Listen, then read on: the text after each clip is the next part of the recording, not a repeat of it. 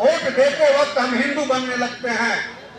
इतना नजदीक में भी काम करता हूं गांव में, मतलब एक एक लोग जो हर विषय की लड़ाई को लड़ने के लिए तैयार हैं, लेकिन वोट देने के लिए इतना नफरत पे ग्रसित हैं। और एक घरों में रखे हुए टेलीविजन आरएसएस के कार्यकर्ता के रूप में दिन भर काम कर रहे हैं, उनके दिमाग से नफरत का नहीं, वो जाने भी नहीं देना चाहते। तो निश्चित मैं यह बात इसलिए कह रहा हूं,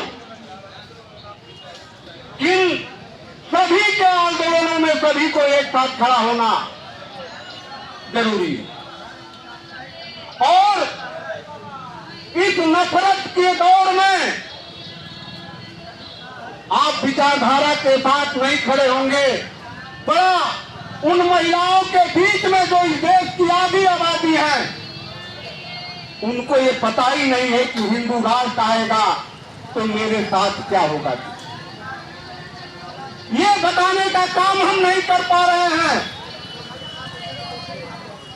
आज पूरे शिक्षण संस्थाएं, जो सरकारी शिक्षण संस्थाएं हैं, वह क्रम से बंद की जा रही हैं।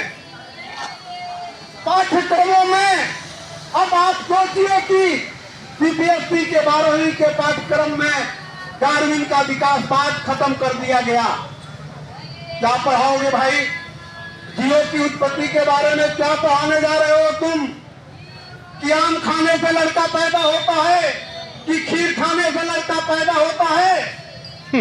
20 साल के बाद जो नौजवान उस सीबीएसई की किताब के पाठ्यक्रम डार्विन का विकास बाद हट जाएगा, वो क्या पढ़कर दुनिया के मंच पर जाकर क्या व्याख्यान करेगा, क्या कहेगा?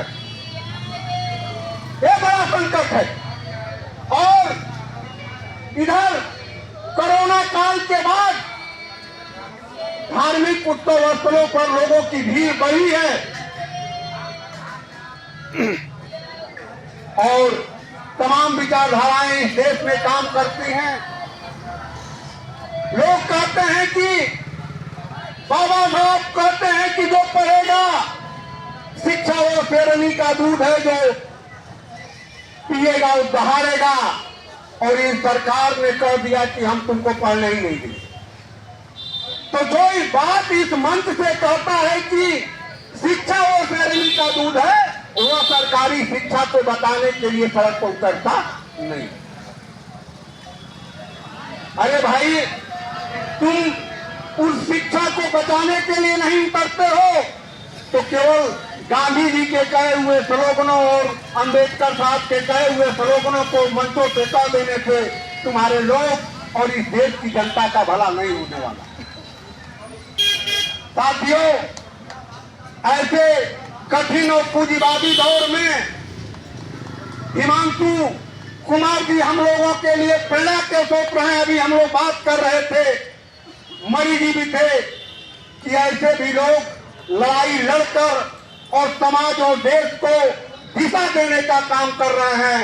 तो हमें भी ऐसे इसी तरीके से गांव में घर घर दरवाजे दरवाजे जाकर ऐसी लड़ाइयों को लड़ने की जरूरत है और इस समाज में बदलाव लाने की जरूरत है।